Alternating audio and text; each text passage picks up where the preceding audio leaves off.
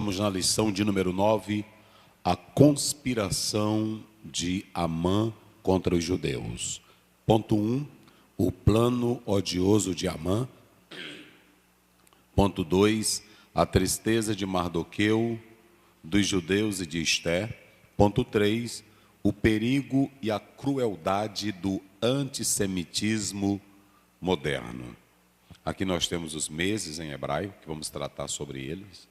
Aqui nós temos os pontos do livro de apoio, que nós pedagogicamente escrevemos. E aqui nós temos os dois textos, Ester 3, 7 a 11 e Ester 4, 1 a 4.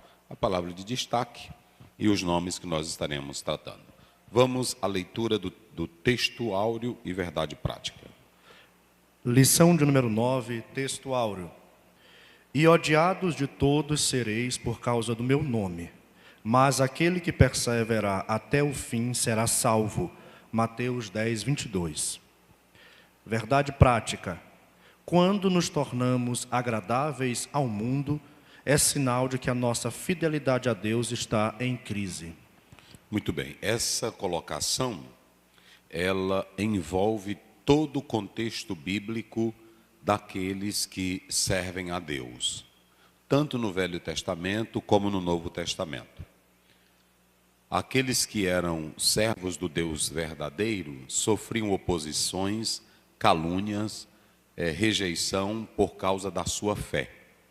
Por outro lado, o Senhor Jesus Cristo, em Mateus 10, 22, ele diz: odiados de todos sereis por causa do meu nome.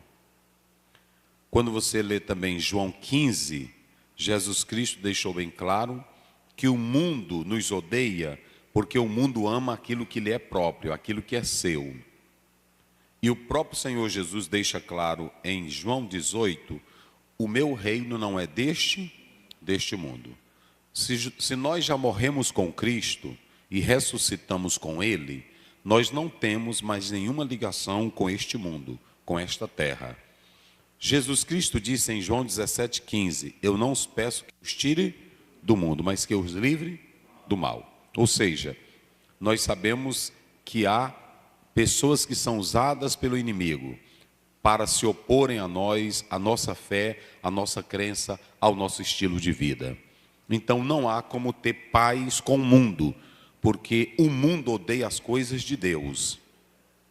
Tiago 4,4 diz: aqueles que se tornam amigos do mundo, constituem-se ou se tornam inimigos de Deus. Então não há.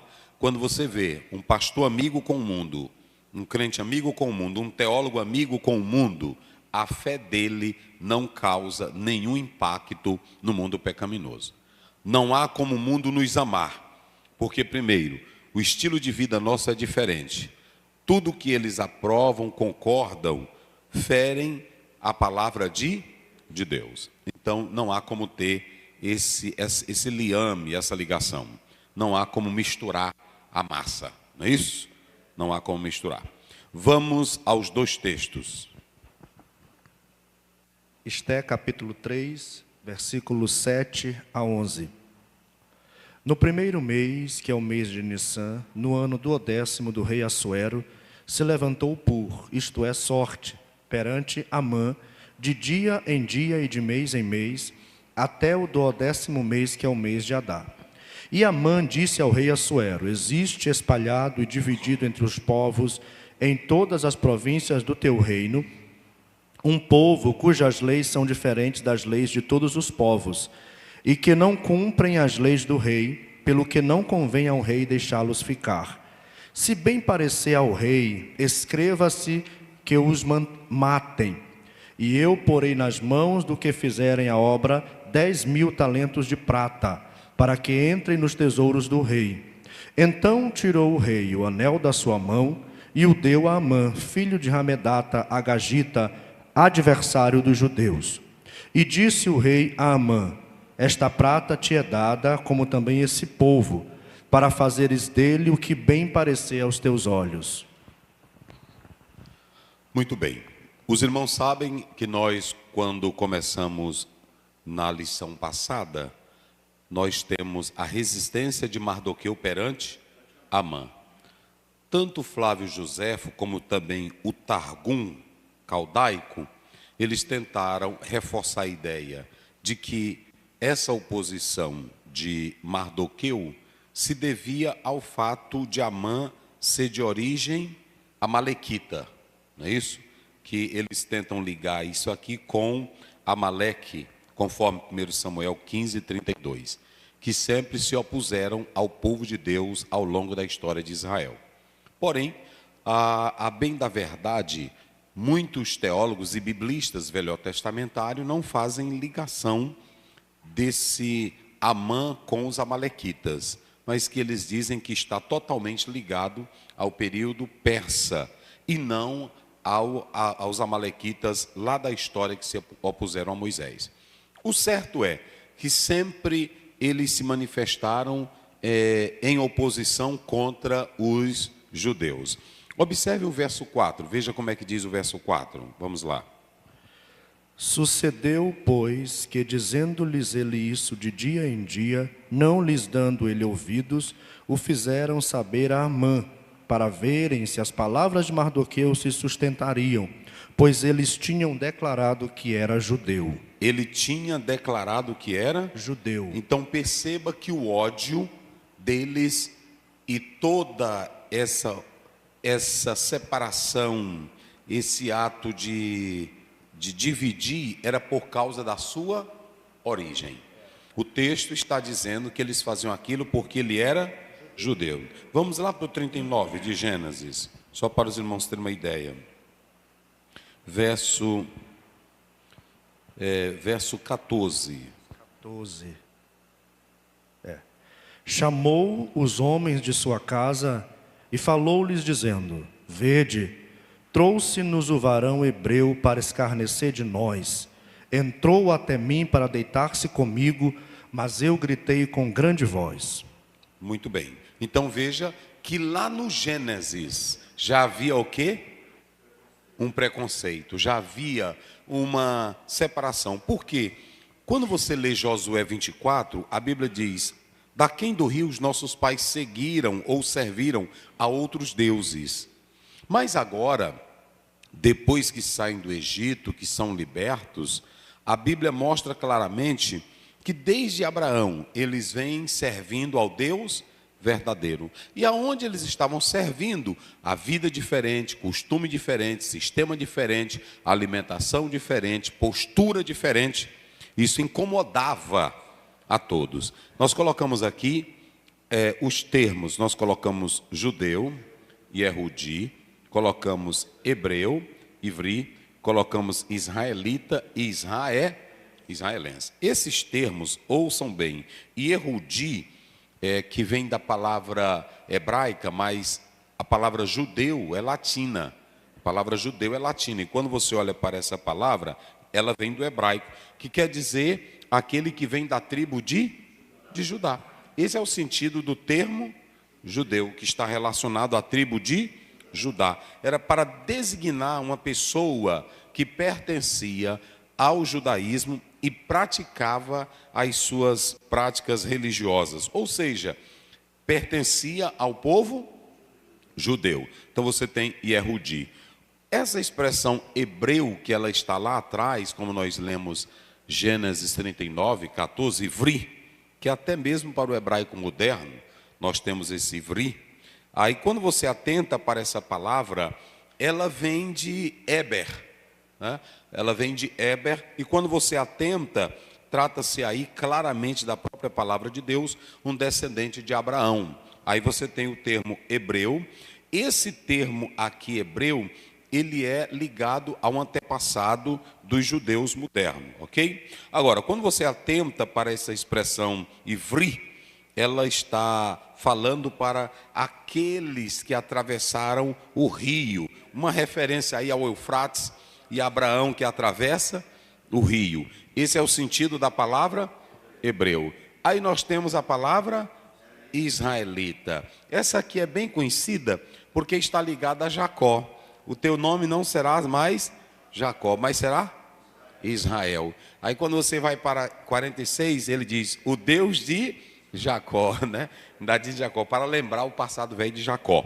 Mas aqui estava ligado, o israelita estava ligado ao nome de Jacó. Quando você atenta para esse termo aí, israelita, aí vem aqui o termo chamado de Israel, que é povo de Deus. Aí nós vamos ter também que esse israelita aí, ele está muito ligado ao contexto bíblico. Esse nome israelita está ligado ao contexto bíblico. Israelense já é o nome que passa a ser usado em 1948, quando Israel, já moderno, quando Israel recebe seu país, quando Israel toma posse da terra, quando Israel já se torna um Estado, então vão usar o nome israelense. Isso, né? É, ligado à pátria. Então, a última expressão que nós colocamos aí, semita, na verdade refere-se não somente aos judeus, mas um grupo. Se vocês analisarem no próprio texto, eu coloquei aqui, grupo de povos que falavam as línguas semíticas, que lá no livro de Gênesis, capítulo 10, é descendente do filho de Noé. Como era o nome dele? Sem. Então, aí você observa. Mas incluía árabes, incluía, não era isso? Outros povos que também falavam o aramaico, ok? Por que eu estou dando isso aqui? Porque às vezes você não sabe diferenciar. Mas tudo isso aqui envolve só o quê? O povo? Só o povo de Deus. Se você pegar a palavra judeu, se você pegar a palavra hebreu, e se você pegar a palavra israelita, está falando de quem? Só de Israel, o povo de Deus. Só que nós estamos analisando que cada um, esse aqui está ligado a Jacó, esse aqui está ligado a Abraão, e esse aqui está ligado a quem? A Judá. Mas tudo está tratando do quê? Pronto. E quando você tem os semitas, que nós vamos tratar do antissemitismo, o semita aqui é porque vem da descendência de Noé, de quem? De Sem, que aí você vai ter a origem da língua hebraica, não é isso? Você vai ter a origem da língua hebraica. Tem irmão que diz assim, qual era a língua de Adão? Eu não sei, eu sei que né? Eu sei que a língua deles aqui, eles vão definir, e aí vai tendo um processo, não é isso? Vai tendo um avanço, ok? Então, nós colocamos isso aqui para que você não confunda e explique isso na sala de aula, certo? Esse é o sentido que nós estamos colocando aí para os nossos queridos irmãos, conforme o texto está falando. Muito bem, agora, o que o pastor leu, vamos lá, capítulo 3, começa do verso, só para os irmãos terem uma ideia. Capítulo 3, versículo 7. No primeiro mês, que é o mês de Nissan, isso, no ano do 10º do rei Assuero, se lançou o pur, isto é, sorte. Muito bem, ok. Vamos lá. A primeira coisa que nós vamos analisar aqui, está lá, um mês histórico, Nissan. É muito importante essa lição de hoje. Por que Nissan? Porque quando o povo de Deus foi para o exílio, antes eles contavam os meses ligados à concepção hebraica. Mas quando foram para o exílio foi muito bom, purificou Israel de idolatria. Porém, por outro lado, eles tiveram contato com outras culturas e adotaram outras crenças e outros ensinos místicos, como a cabala, entendeu? Dentre outros assuntos. Isso, principalmente a cabala, que aí vem um judaísmo místico, que na verdade complica muita coisa. Agora, quando eles estão no exílio, eles vão começar a contar os meses envolvendo a contagem babilônica. Eles não vão mais contar como o judaísmo fazia. Só para vocês terem uma ideia, observem bem, nós temos aqui o Nissan, que correspondia ao mês o quê? Março e abril, mas no hebraico antigo eles chamavam de Abib, que esse Abib correspondia ao mês em que Deus, com o seu poder, com a sua graça, mandou a última praga e libertou Israel da terra do Egito. Então veja que antigamente tinha um aspecto histórico e espiritual, mas agora eles vão computar na maneira babilônica, ok? O que nós queremos analisar aqui, eu coloquei aqui para os irmãos, seguindo aqui essa nova contagem, Nissan, março, abril, ok? E deixa eu ver aqui, o outro pastor colocou aqui, não é? Nissan, mas eu estou aqui com o texto hebraico, fica melhor. Aqui, ó, Iar, não é isso? Abril, maio. Aí nós temos aqui, é porque na passada eu coloquei o hebraico, né? E não coloquei agora, né? Sivan, maio, junho. Tamuz, junho, julho. Av, julho, agosto. Elul, agosto, setembro. Tishrei, setembro, outubro. Aqui, Mahishav, deixa eu ver aqui no hebraico bem direitinho. Mahishav, está aí. Outubro, novembro, não é isso? Aí nós temos agora cadê? Kislev, não é isso? Nós temos aí Kislev, novembro, dezembro. Tevet, dezembro, janeiro. Shevat, janeiro, fevereiro. Adar, fevereiro e março. Ok? Então você tem aí essa contagem desses meses, como nós estamos colocando para os nossos queridos irmãos. E aqui nós temos o mês de março e abril. Por que nós estamos colocando isso? Porque quando Amã vai fazer o projeto dele, ele chama os seus deuses, ele chama os magos, ele chama os astrólogos, e ele acreditava nos espíritos que habitavam nos astrólogos e mandam lançar sorte, que é a palavra hebraica por. Manda lançar sorte. Interessante que quando nós atentamos para essa sorte aí, vocês podem observar que está ligado à questão assíria, buru, que quer dizer seixo, ou também sorte. Quando você vem para o grego, você tem psefos, o próprio texto do hebraico goral e do grego psefos, que quer dizer seixo ou sortes. Então ele lança sorte. E ele, quando lança essa sorte, ele pensava que os deuses iam lutar em favor dele. Rapaz, é por isso que é bonita a Bíblia, não é assim? Um ano. E o interessante nisso tudo, pastor, é que quando ele lança essa sorte, ele pensou, porque ele poderia de imediato lançar 3 meses, 4 meses para acabar com os judeus. Mas ele chamou os astrólogos, ele chamou os feiticeiros, ele chamou os agoreiros e lançou sorte. Que aí vem a palavra seixo, não é isso? Pedra, dados. Foi encontrado até em objetos arqueologicamente que comprovam o uso de dados, que eles é como se jogasse, vamos ver o que é que vai dar. Isso. Isso. Eles pegaram, aqui era a forma, porque no Velho Testamento os sacerdotes usavam o tumim para consultar a Deus. Já aqui era para consultar quem? Os astros, consultar os deuses, as forças das divindades da natureza.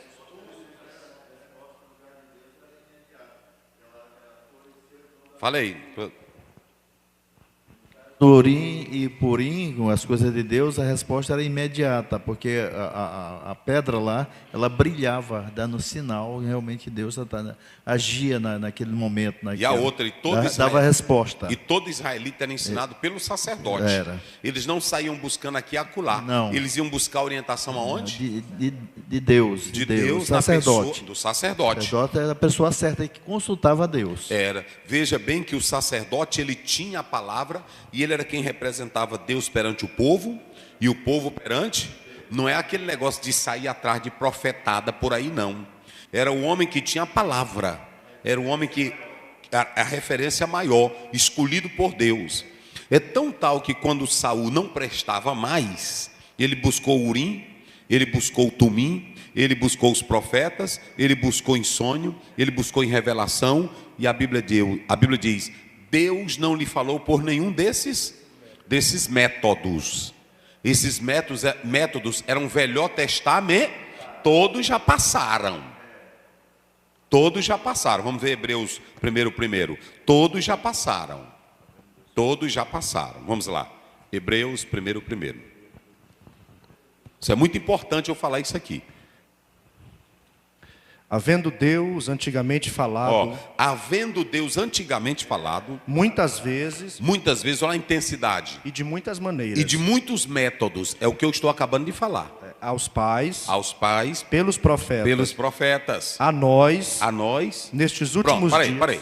Veja bem, lá no Velho Testamento, Urim, Tumim, revelação, visão, profecia. O ministério profético era desenvolvido pelos profetas. As pessoas iam buscar o profeta, iam buscar o sacerdote, mas foi o método que Deus usou naquela época.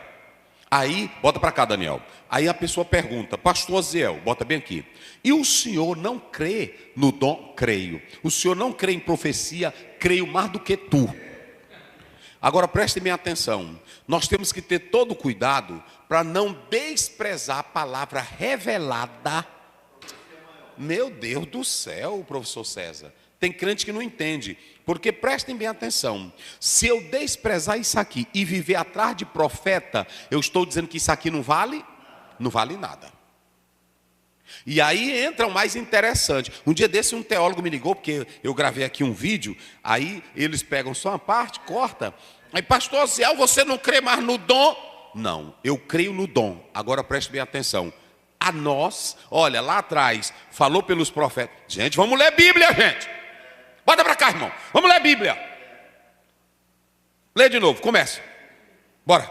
Havendo Deus antigamente falado. Antigamente falado. É Passado. Pronto. Muitas vezes. Olha aí, a intensidade. Ele falou muitas vezes. Vai. E de muitas maneiras. A maneira, os métodos que ele usou.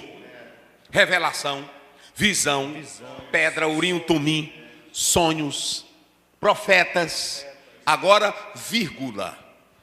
Aos pais pelos profetas. Pronto. A nós. A nós. Falou-nos nestes últimos dias. Nestes últimos dias, não mais antigamente. É os dias presentes. Pelo Filho. Como? Pelo Filho. Como? Pelo Filho. Então preste bem atenção. Quando você se reúne em roda de profeta, bota para cá, Daniel. Quando você se reúne em roda de profeta, ou um pastor que passa o culto todo profetizando, revelação, visão, e desprezando isso aqui, quem está usando ele é o espírito do diabo, para desprezar o quê? A palavra de Deus. Porque o que é mais necessário para a nossa vida e salvação, Jesus já nos deu. Meu Deus do céu. Agora, por exemplo, nós estamos aqui. Se o irmão César vai passando na rua, o pastor Adalberto, aí ele está orando por um projeto para fortalecer a fé dele. Alguém pode usar uma profecia para ele? Alguém pode, no ciclo de oração, estar orando e uma irmã chegar: o Senhor está te dizendo, pode? Pode. Agora não pode ter culto com ministério profético. A irmã fulana de tal tem um dom da o irmão fulano de tal tem um dom. Isso não existe. O dom ele opera quando ele quer. É tão tal que eu vou dizer uma coisa para você. Chame o irmão que tem o dom e diga para ele: o que está acontecendo na minha vida? Ele vai saber? Não, porque o dom, outra coisa, o dom não é para exibição particular de um membro. O dom é para edificação da igreja, meu Deus. Olha para cá, pastores, presidentes. Eu sei que os senhores amam a obra de Deus como eu amo também. Vamos entender uma coisa: se vocês derem brecha para estas coisas, vai acontecer que a palavra vai ser desprezada. Porque as pessoas não querem ouvir mais a palavra, querem ouvir o quê? Profetada. Profetada de carro, profetada de adivinhação, profetada de casamento. E a maior profecia na igreja, qual é? É a palavra de Deus. Agora, Deus pode usar um irmão para uma mensagem particular para um membro, meus irmãos. Agora, a prioridade hoje não é mais os métodos antigos. Deus está dizendo: nestes últimos dias eu falo pela a palavra. Então, muito cuidado. Por quê? Deixa eu dizer uma coisa. Essa palavra aqui não se altera. Essa palavra não muda. Essa palavra, ela é a ver. Mas toda profecia dita pelo homem é humano com o espiritual. E eu tenho que julgar porque não é Deus. Pode ter o Espírito Santo falando, mas pode ter o espírito de imitação ou o espírito do diabo. Se não fosse assim, a minha Bíblia não dizia em 1 João 4:1, julgai todos os espíritos. Ok? Então veja bem, O Amã, ele pegou e lançou sorte. Ele foi procurar os profetas dele. Ele foi procurar os espíritos dele. Ele foi procurar os adivinhadores dele. Mas só que quando ele lançou sorte, aí caiu que deu quase um ano. Quase um ano. E o interessante é que esse quase um ano, quem era que estava agindo nisso? Era Deus. Porque quase um ano vai dar o tempo para o povo de Deus se preparar. É por isso que lê Provérbios 16, 13, rapidinho. Eita, glória a Deus, vamos lá. Eita, glória a Deus. Provérbios 16, 13. Os lábios de justiça são o contentamento dos reis. Provérbios 16, 33. 33. É. A sorte se lança no regaço, mas do Senhor procede toda a sua disposição. Eles lançaram a sorte e nem sabia os adivinhadores, os deuses.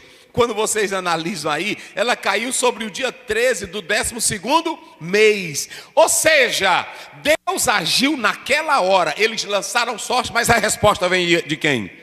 Por isso que o próprio Balaão disse: contra esse povo não adianta encantamento, não adianta miséria, não adianta feitiço. Bota pra cá, rapaz! Contra o povo de Deus que vive na fé, na palavra, não adianta desgraça, mentira, feitiço, porque quem está em Deus, Deus é quem protege. Eles lançaram a sorte, não lançaram? Mas aí nós vamos dizer, o feitiço virou contra o feiticeiro, porque ele disse: eu vou consultar os meus deuses para ver. Irmão, olha, eu vou te dar um conselho aqui: só viva acreditando em Deus. Viva a tua vida. Bota para cá, Daniel, bota para cá. Povo de Deus, vamos viver tranquilo, vamos viver quietos, vamos viver sossegados. Por isso que o Salmo 46 diz: aquietai-vos e saber que eu sou. Olha para cá, bota para cá. No mundo tem desgraça, no mundo tem feitiço, no mundo tem magia negra, no mundo tem obras macabras, tem ou não tem? No mundo tem ameaça, tem ou não tem? Mas uma coisa, quando nós somos povo de Deus, nós somos como o grande leão. Ninguém despertará ele, ninguém nos tirará, porque nós somos o povo do... Vamos ver o 22 de Números. Ah, rapaz, mas eu gosto da Bíblia. É porque hoje tem crente. Bota pra cá, Daniel. Tem crente que fica. Eu já vi até crente: eu não posso orar alto que o diabo escuta. Mas eu vou viver minha fé com medo do diabo. Irmão, não sou crente com medo do Satanás, não. Eu sou crente é para ir morar no céu. Eu sou crente é porque eu entendi o plano da salva. Pronto. Aí tem irmão que fica: eu estou com medo do diabo. Olha aqui, Satanás, tu pode ouvir minha oração, diabo, capeta do inferno. Hein? Eu vou orar. Eu oro na mente, eu oro na boca, eu oro com o coração, eu oro com tudo. Irmão, tá bem, o 22 lá vai. Eu vou botar bem aqui. Muito bem. É o 23, vamos lá. É o 23. É o verso, começa do 21, do 22. 22. E a ira de Deus acendeu-se porque... 22. 23, é? Não, capítulo 22 de Balaão. Não, capítulo 23, 22. Ah, tá, capítulo 23, 22. Deus os tirou do Egito e as suas forças são como as do unicórnio. Pois contra Jacó não vale encantamento. Contra o povo de Deus não vale quem? Encantamento. Vai. Nem adivinhação contra Israel. Vai. Nesse tempo se dirá de Jacó e de Israel: que coisas Deus tem feito. Pronto, vê o 21. 21. Não viu iniquidade em Israel, nem contemplou maldade em Jacó. O Senhor seu Deus é com ele e nele, e entre eles se ouve o alarido de um rei. Deus é com eles, Deus está neles, e Deus é quem defende eles. Então, se Deus abençoou, ninguém pode amaldiçoar. Aí o Balaão veio, botou os carneiros velho, fez a mandinga, fez o despacho. Foi assim ou não foi? Pronto, olha para cá, meu irmão. Pode fazer despacho para o pai de santo, pode fazer despacho para o urubu, pode fazer despacho para o guru, pode fazer despacho para o...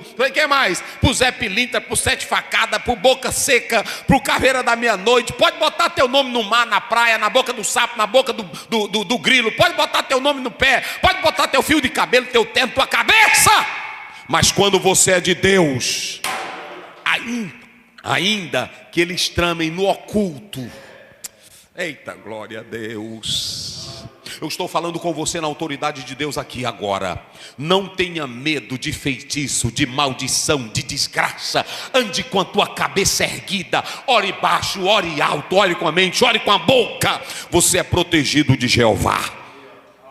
O Balaãozão botou os carneiros, fez o altar e aí começou a invocar, não foi? Aí Deus disse, pode se aquietar. É assim? Te aquieta, te aquieta, te aquieta, te aquieta. Eu já abençoei. Quando está abençoado? E lá no Apocalipse para a igreja ele diz, quando eu abro e ninguém fecha. E quando eu fecho? Então quando eu abro e quando eu fecho? Então acabou, meu irmão, acabou-se a conversa. Não existe essa. E não é porque eu estou pertinho da bênção e o diabo pode tomar. Não tem essas coisas dos crentes? Pois é. Aí pronto. O Amãzão, foi um erro do Amã. O Amã disse, cadê os meus guias? Cadê os meus gurus? Não foi? Chama aqui meus gurus. Aí chamou os gurus. Eu quero matar esse povo. Mas eu quero lançar sorte. Aí os feiticeiros vão pegar, né, assim. Aqui, ó. Depois, tá bom, majestade, tá bom. Olha, né? Olha, daí. Joga pra cá. Aqui, pronto. Aqui, se botar isso aqui, é o dia que tu vai. Vamos botar as pedrinhas, né?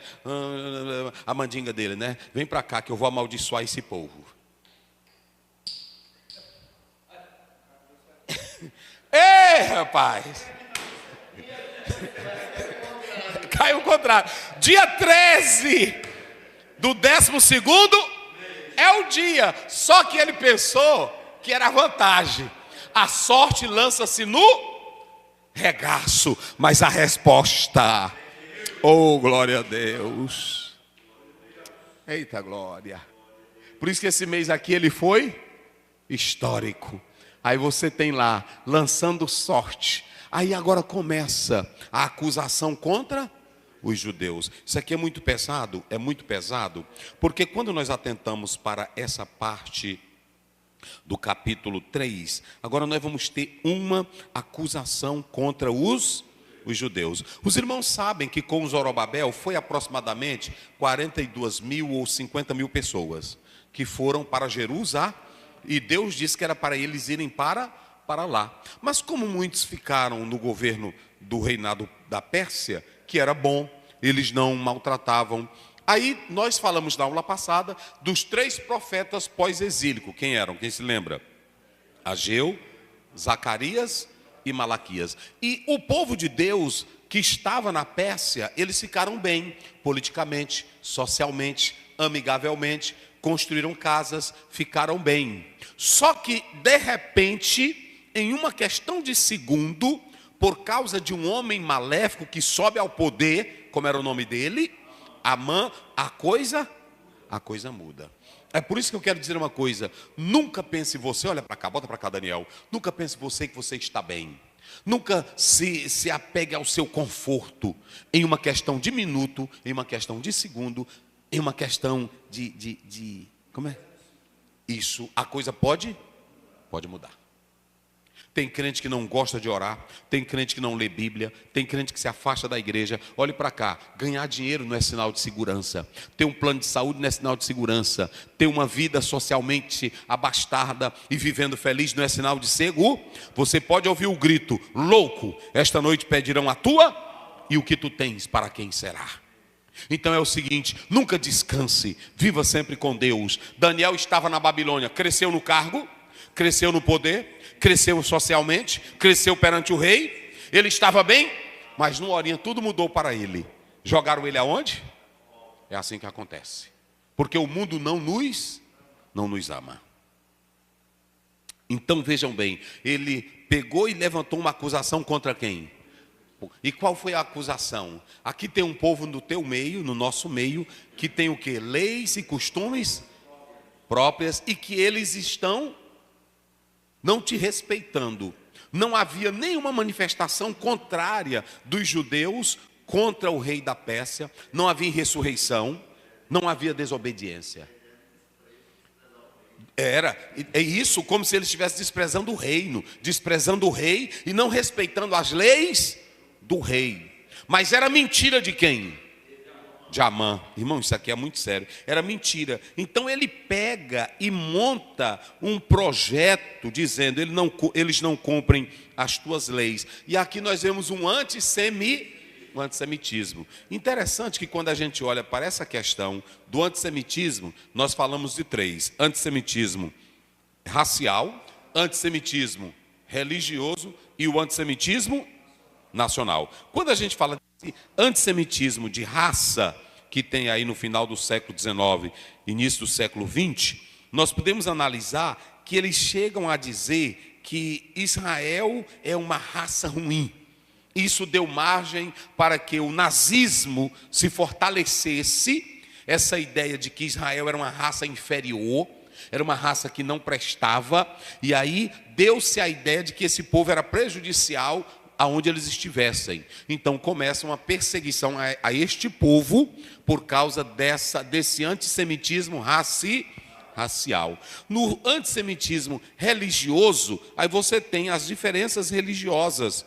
Eles dizem que os judeus são contra o cristianismo, o catolicismo e o islamismo. Ou seja, crenças diferentes, povo diferente, não basta apenas viver. Esse antissemitismo religioso, ele atingiu até os reformadores. Os senhores sabiam que Lutero chamava os judeus de porcos.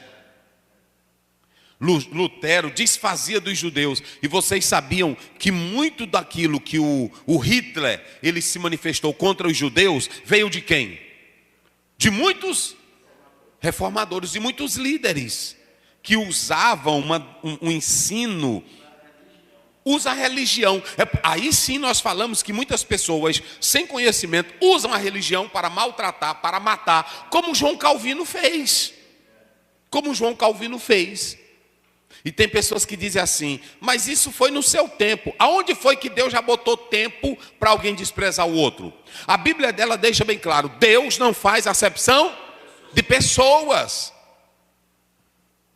Aí alguém diz, mas Deus usou Josué para matar nações. Não, preste bem atenção. Os cananitas, mais de 300 anos, 400 anos, Deus deixou eles na terra para eles se arrependeram, mas não se voltaram para Deus. Morte de criança, pedofilia, assassinato, homossexualismo, todas as práticas abomináveis eles praticavam. E se Deus deixasse aquilo ali, aquele pecado ia se perpetuar e as nações iam continuar pecando. Então Deus levantou quem para purificar a terra? Deus levantou Israel. Quando Deus levantou Israel, Israel também falhou porque se uniu a esses povos. Deus mandou para onde? Para o cativeiro. É muito sério, irmãos. Então, o antissemitismo, que é uma manifestação hostil, de desprezo ao povo judeu, se manifestou no mundo dessa forma. Racial, religioso e qual outro que eu falei? Nacionalista, não é isso? A ideia de que os judeus como grupo étnico e religioso é uma ameaça para o Estado, para a nação. Mas eu pergunto, será se esse ódio contra os judeus é só por causa disso? Não. Por exemplo, o grupo Hamas, violência, e outros grupos terroristas, se hoje Israel, escute bem, se hoje Israel entregasse a terra, eles ficariam contentes? Não. Por quê? Porque eles não querem a terra de Israel. Eles querem o fim de Israel. Eles têm um ódio, não é só porque eles estão na terra. A terra é só uma desculpa. O ódio manifestado é por causa do povo de Israel. É como tem pessoas que, olha irmão, bota para cá Daniel, bota para cá, olha para cá. Tem gente que tem raiva de nós só porque a gente carrega a Bíblia. É assim ou não é? Porque prestem bem atenção, o que esses deputados, esses ministros e essas autoridades têm com os crentes que querem proibir uma simples Bíblia? Cadê? Olha aqui, uma simples Bíblia, irmãos. Eu estava agora lá no hotel, lá em New Jersey, eu abri no hotel a gaveta e quando eu olhei, aí tinha a Holy Bible dos Gideões. Eu fiquei tão feliz, mas agora está tendo uma lei, eles querem aprovar para não botar. Mas o que essa Bíblia faz, gente? Vocês sabem por que eles não querem isso aqui? Bota para cá, Daniel. É porque a Bíblia é contra casamento contrário. A Bíblia é contra a ser vergonhice. A Bíblia é contra o adultério deles. A Bíblia é contra a cachorrada. A Bíblia, irmãos, agora o irmão me mostrou lá na Filadélfia o pessoal de bicicleta, os homens tudo nu com a peia do lado de fora, as mulheres com os peitos tudinho do lado de fora, andando nas ruas e dizendo: é o nosso direito. Aí quando vê uma irmãzinha bem vestida, vê um jovem bem vestido, cabelinho bem cortado, eles não querem, eles querem, bota pra cá, eles querem é droga, eles querem raparigagem, eles querem é cabaré, eles querem é desgraça. E se a igreja se calar, eles querem é banheiro. Banheiro como? Coletivo, unissex, que a minha menina pode entrar, mas um macho, ele entra e diz: eu não sou homem, mas ele vai mijar como o quê? Como homem. Por que ele não mija como macaco? Porque, mas eu não duvido não, daqui um dia vai ter homem. Escuta bem, eu vou dizer para vocês, porque agora lá nos Estados Unidos uma irmã, já tem? Ah, foi mesmo, o pastor disse que chegou no aeroporto aqui e tinha uma mulher na coleira. Meu Deus do céu. Irmão, é por isso que a Bíblia diz, lá em Romanos 1, tornaram-se loucos. Daqui um dia você vai ver uns chegando no poste para mijar como cachorro. Foi mesmo, o pastor pregou aqui, o pastor Carlos, né? É Carlos, né? Carlos Júnior pregou aqui, que chegou no aeroporto e a mulher estava como? De coleira de 4. E ela era o quê? Era uma cachorra.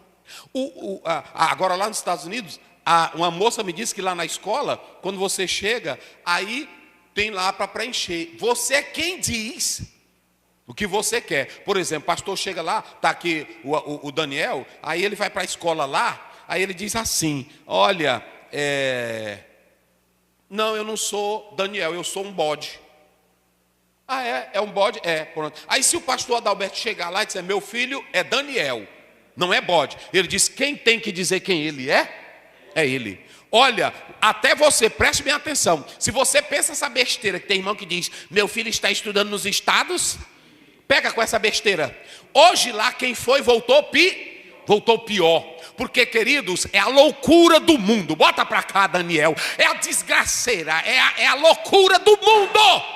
Se nós não vivermos dentro da igreja com oração e Bíblia e na rua como sal e luz, o mundo vai nos destruir.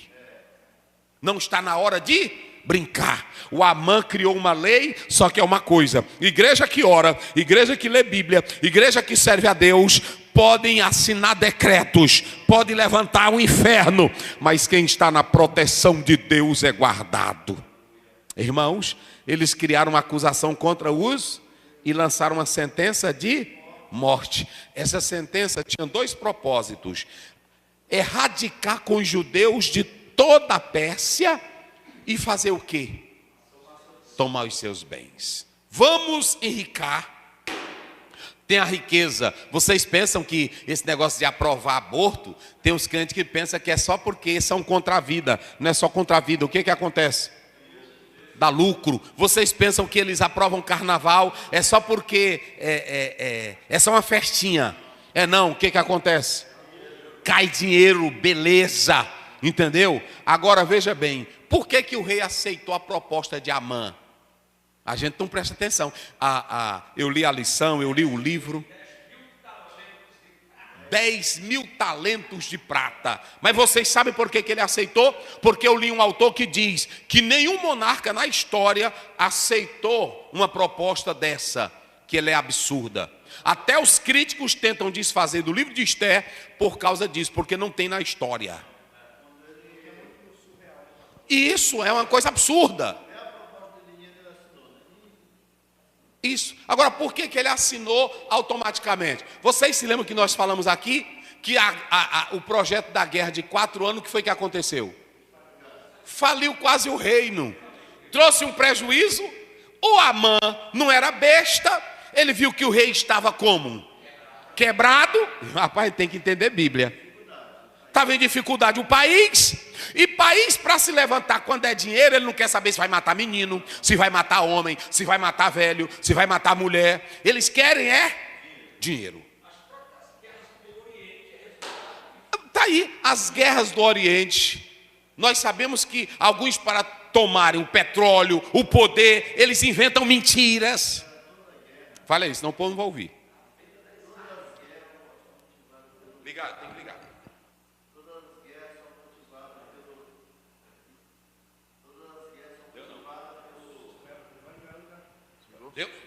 Todas as guerras são motivadas pelo dinheiro, pelo interesse. Por isso que Deus orientava o povo dele. Pode ir à guerra, mas não traz nada deles. A verdade. Porque isso aí, olha, irmãos, isso traz muita coisa. Quando vence, eu sou o vencedor. E quando traz o espólio, se domina por aquela desgraça. Coloniza, né? Isso, coloniza. Tenta empanturrar ou botar a goela abaixo as suas crenças, os seus modos. Agora veja bem, o rei aceitou a proposta. Por que ele aceitou a proposta? Porque eles acabaram de sair de uma guerra e o país estava como? E quanto para vir mais dinheiro. Porque veja bem, hoje também, isso aqui a gente traz para o lado espiritual, até a política eclesiástica. Hoje tem auxiliar que ele não vale nada, mas só porque tem muito dinheiro, o pastor bota ele aonde? No púlpito da igreja. É assim ou não? Tem irmã que ela anda pecando mais um marido, mas só porque a família é o quê? A família rica fica na igreja. Olhe para cá, evangelho da graça não é evangelho da desgraça. Deus não tem um evangelho para te adequar a ele. O evangelho é da santidade, é da verdade, é da pureza, é do amor. Ou você se ajusta ao evangelho ou está fora. Deus não tem graça barata. Esses evangelhozinhos, olha, tem muita igreja aí, uma boa parte, até essas churches, não é assim? É um bocado, é o marido velho que não vale nada, já deixou 5 mulheres, mas ele está pregando lá. É o jovem que está fumando maconha. Olha, irmão, está tão bagunçado que tem jovem que está indo para a igreja agora. Um irmão falou para mim, de cueca. A coisa está bagunçada. E quando termina o culto, eles vão para o pátio da igreja. E aí fica o quê? Fumando maconha. E aí, cara, gostou do culto, brother? Entendeu? Cheio de maconha. Jesus não tem esse evangelho. O evangelho de Jesus transforma vidas. É poder de Deus. Eita, meus irmãos, é coisa pesada. Então, veja bem. Aqui é o primeiro capítulo. Nós falamos essas coisas aqui. Vamos para o quarto. Capítulo de número 4, 1 a 4. Quando Mardoqueu soube tudo quanto se havia passado, rasgou Mardoqueu as suas vestes e vestiu-se de um pano de saco com cinza. Saiu pelo meio da cidade, clamando com grande e amargo clamor. Chegou até diante da porta do rei, porque ninguém vestido de pano de saco podia entrar pelas portas do rei. E em todas as províncias, aonde a palavra do rei e a sua lei chegavam, havia entre os judeus grande luto, com jejum, choro e lamentação. E muitos estavam deitados em pano de saco e cinza. Então vieram as moças de Esté e os seus eunucos e fizeram-lhe saber com que a rainha muito se doeu. E mandou vestes para vestir a Mardoqueu e tirar-lhe o cilício, porém ele não as aceitou. Então vamos lá. Agora vamos analisar. Estamos no capítulo 4. A primeira coisa, quando você observa o capítulo 4, é que você tem a aflição dos... Mas ela começa com quem? Com Mardoqueu. Mardoqueu, ele vem com um sinal de aflição. Ele vem com o quê? Ele se veste com o quê? Panos de saco, com cinza e com jejum. Você não vê a palavra oração, você não vê a palavra Deus, mas eram as práticas presentes na religião do judaísmo.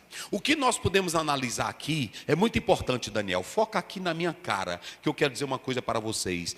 Crise desgraçada, crise miserável, crise aterrorizante não sai se não tiver um homem de Deus com oração e jejum. Eita, glória a Deus. É por isso que lá em Joel 2, quando a praga dos gafanhotos, 4 pragas vieram, é uma praga, mas com 4 níveis de gafanhoto.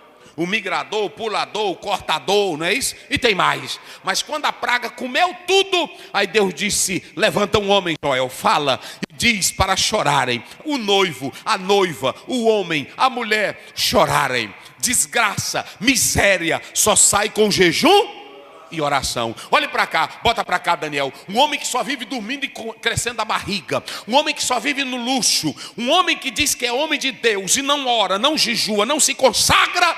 Ele não vai mudar cenário de desgraça. Vocês sabem por que nós estamos vivendo assim? Porque muitos hoje nem sequer são mais da prática do jejum. Tem teólogo aí que é desfazendo da prática do jejum. Mas o jejum, a oração e a palavra são as armas infalíveis para mudar a desgraça. Interessante, irmãos, que nesse cenário que envolve essa crise, nós temos Zorobabel, nós temos Esdras, nós temos Neemias e nós temos Dani. Mas nenhum deles andaram brincando. Quantas vezes Daniel orava no dia? Daniel 6:10. Neemias fez quantos meses de jejum e oração? 4. Esdras orou e jejuou para viajar com o povo. Agora imagine você que só vive brincando. Pastorzinho de canela curta com calçãozinho curto. Pastorzinho de praia e de piscina. Pastorzinho de beber cachaça e de andar raparigando.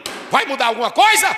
Tu não muda nada, rapaz. Só muda quem ora, só muda quem jejua, só muda quem tem sinceridade. Quando o rei chegou para Daniel, a rainha disse: tem no teu reino, está lá no capítulo 5, tem no teu reino um homem que tem um espírito dos deuses, manda chamar. Na hora que chegou ele disse: eu quero te dar presente, eu vou te fazer o terceiro no meu reino. Ele disse: os teus presentes ficam para ti, também tudo fica para as tuas prostituta, eu não quero nada. E aí ele leu: tu foste achado em falta, colocaste na balança e agora tu vai Acabou-se a conversa. Olha para cá, se é com luta que Deus usa um justo. Irmãos, eu fico pensando, eu vou falar, é pastor no púlpito de igreja. Hoje nós vamos torcer pelo Flamengo. Hoje é o meu Vasco. Meu irmão, um homem de Deus que anda com essas coisas.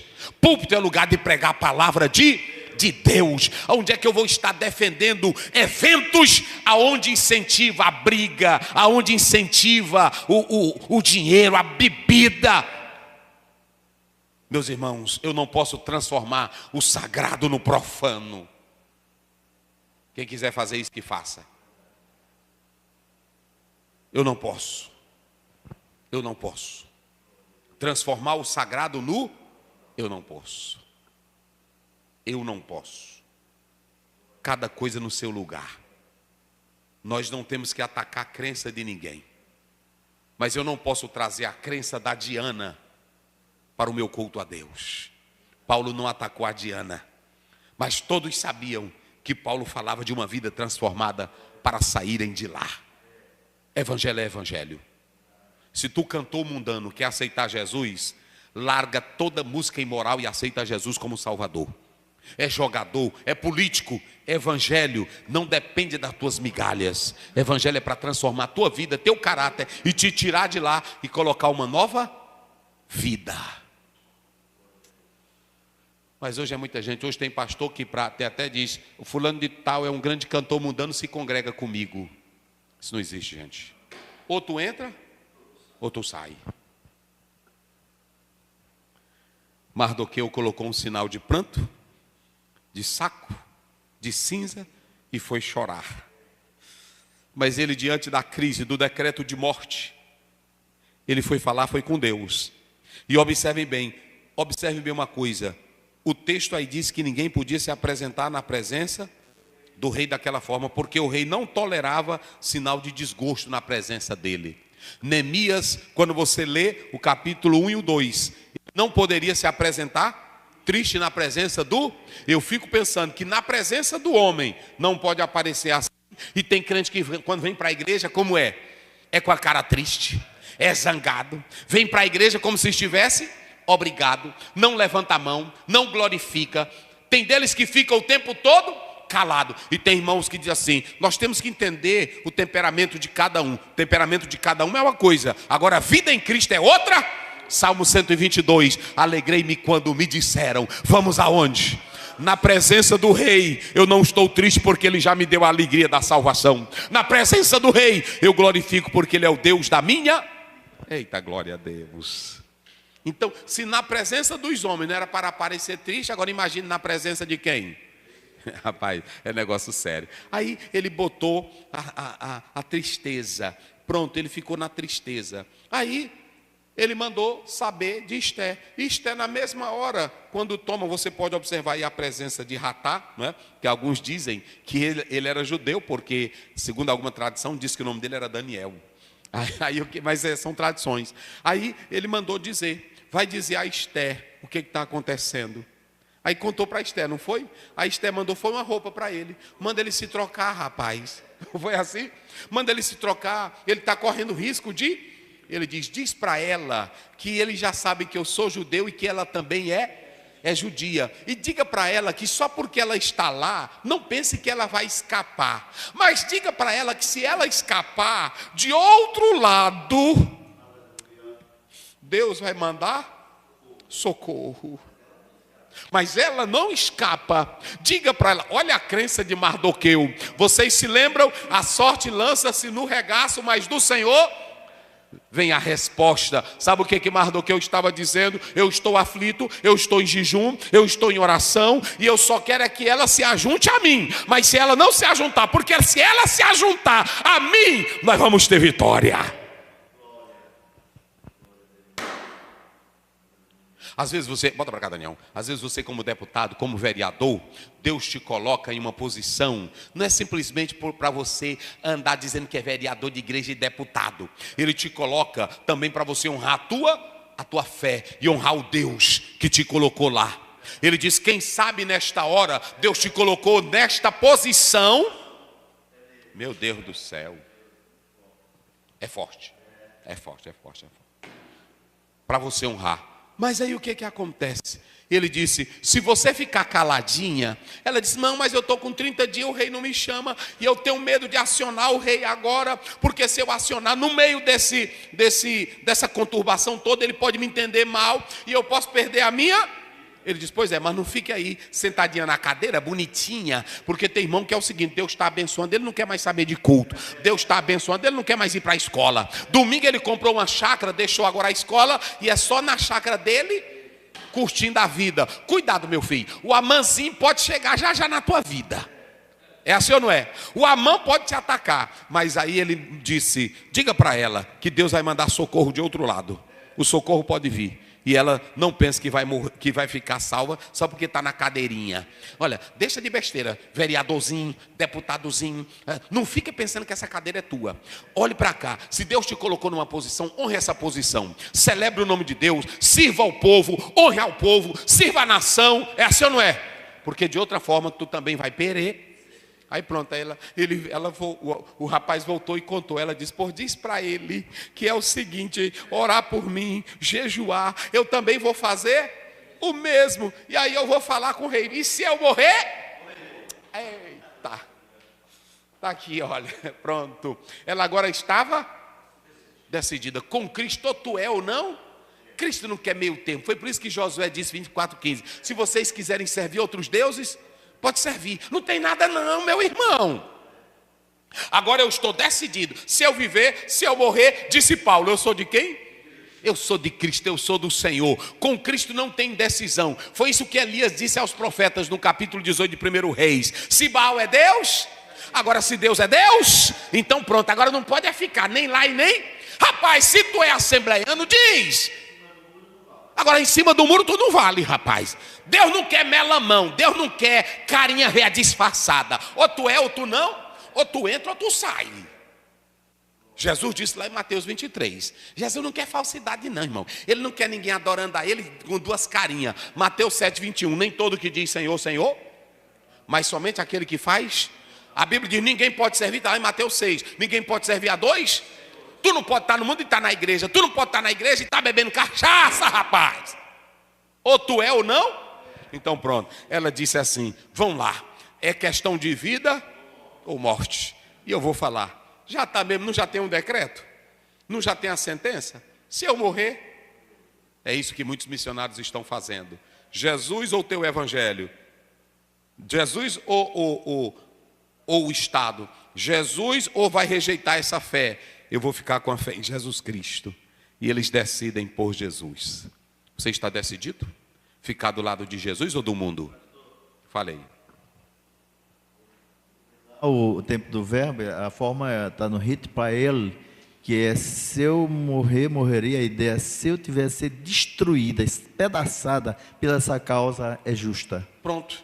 Se eu morrer, vai ser por uma causa? E acabou essa conversa. Morrer por Jesus é digno ou não é? Jesus disse em Mateus 5, 11 e 12. Ele não disse isso? Vós sereis perseguidos, vão inventar mentira contra vocês, mas regozijai-vos, é grande o vosso galardão nos céus. Então está aqui, vamos lá. Nós temos aqui o plano de Amã, não é isso? Ele era incomodado com a fé de quem? O que é que sempre vai existir no meio social? Inveja, intriga, ciúme, fofoca. Irmão, aonde tiver gente, tem inveja, tem fofoca, tem mentira. E eu tenho que saber conviver. Lamentavelmente, eu tenho que saber conviver com isso. Eu vou sair da igreja porque tem muita fofoca. Então morre. Morre porque em todo lugar tem fofoca. E se tu for para o inferno, lá está o pai da maior... Lá no inferno. Olha para cá, bota para cá, Daniel. Lá no inferno. Bota para cá, tá filmando, rapaz. Bota para cá. Lá no inferno está o pai da maior fofoca. E aí tu vai morar com ele, que é o teu fofoqueirozão grande, tu é o fofoqueirozinho. Papai, cheguei, papai. Pronto, e ele vai te dar o pipo. Não é assim? Ei, o diabo, que é o pai da mentira, está lá em João 8,44. Quem é o pai da mentira? É o diabo. Quem é que faz fofoca? Quem é que faz intriga? Quem é que faz mentira? Então, se tu for para o inferno, tu vai morar com teu pai. Pronto, tá lá. Papai, cheguei. Aí ele tem uma cadeirazinha quente com fogo do inferno para tu. Ok? A personalidade. Esse Amã, patologicamente, ele era o quê? Era doente, gente. Já pensou ter prazer em matar gente só por causa do abuso do poder, da ganância? Estava realizado, era um masoquista. O que ele queria? Já tinha o poder dele, a grandeza dele. Tem muita gente assim na igreja que é doente. Já tem tudo, mas só porque o outro tem uma vozinha melhor do que a dele. Toma, é uma doença, uma desgraça. Tu é um desgraçado, rapaz. É uma pessoa doente. Se esse aqui tem um cargo, não deu para mim, eu me contento. Não, isso ali é dele, Deus não me deu. É assim ou não é? Mas tem gente doente. Ele tem o cargo de presidente, mas quer o cargo de zelador. Ele quer o cargo de tudo. Rapaz, eu sou o seguinte, tem fulano que tem uma pregação melhor do que a minha, tem um ensino melhor do que o meu. Pronto, ali Deus deu para ele. É assim ou não é? Mas o que Deus me deu é meu. E o que Deus te deu é teu. Mas ele não quer, ele quer o meu. Por isso que o bicho fica ruim. Olha aí, vamos lá. Como era o Amã? Orgulhoso, astuto, falso. E ele era manipulador. O bicho era sem vergonha, ok? Aí a falta de prudência. Mas não era só falta de prudência. O rei estava doido também. Era pelo dinheiro. Daí, nós temos que entender que todo líder tem que ter o quê? Sabedoria. Porque tem muito manipulador. Tem ou não tem? Às vezes é um cabra velho, você não está sabendo de nada e ele sabe manipular a história e tu cai na história dele. Muito cuidado, líder, com fofoca. Cuidado com disse-me-disse. Cuidado com o que alguém falou. Quando ouvir, não vai agir logo. Vai eu vou ponderar, eu vou saber, eu vou conhecer. Quem foi que disse? É assim. Às vezes tem irmã que chega aqui no meu gabinete e diz: meu marido não me quer mais, pastor, ele é ruim. Chame ele, eu quero conversar com ele. Porque eu vou ouvir os dois. A tristeza de Mardoqueu e dos judeus, quando esse decreto chegou, para muitos foi uma coisa de tristeza. Nós já falamos do pool, da sorte, não é isso? Sempre haverá o quê? Tempos, nunca melhorou e nem vai melhorar. Porque quem é que está no poder até hoje? É o homem. E o homem é ganancioso, é sagaz, é astuto. E lá em 2 Timóteo 3, primeiro, diz que tempos trabalhosos é os que vão vir aí. Só vai ter paz quando Jesus assumir o controle de todas as coisas. Irmão, e o ímpio no poder, ô coisa desgraçada. Está lá em Provérbios, né? 29, 2, né? Cadê? Vê se é. Está aí. As duas reações do decreto de morte.